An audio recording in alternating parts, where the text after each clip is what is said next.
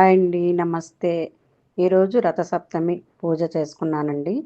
ఈ పూజ మీ అందరితో షేర్ చేసుకోవాలని ఈ వీడియో చేస్తున్నాను. మాకు చిన్న బాల్కనీ ఉందండి. బాల్కనీ నిండా మొక్కలు కూడా ఉన్నాయి. మనకేంటంటే శాస్త్రానికి పిడకల మీద పాలు పొంగించుకోవాలి రథసప్తమికి అంటారు. మనకి బాల్కనీలో కర్రల పొయ్యిలు కానీ అవి పెట్టడానికి కుదరదు కదా! అందుకనేనేమో స్టవ్ పెట్టుకొని స్టవ్ మీద పిడకలు పెట్టి స్టవ్ వెలిగించుకొని పాలు పొంగించుకొని ప్రసాదం చేసుకున్నానండి. పరమాన్నము, అలాగే చిక్కుడుగాయలతో రథం చేసుకున్నాను. చిక్కుడు ఆకుల్లో నైవేద్యం పెట్టి పూజ చేసుకున్నానండి. నాకు చాలా బాగా అనిపించింది. అందుకే ఈ వీడియో మీ అందరితో షేర్ చేసుకుంటున్నాను. ఈ వీడియో మీకు నచ్చితే లైక్ చేయండి, షేర్ చేయండి. Thank you.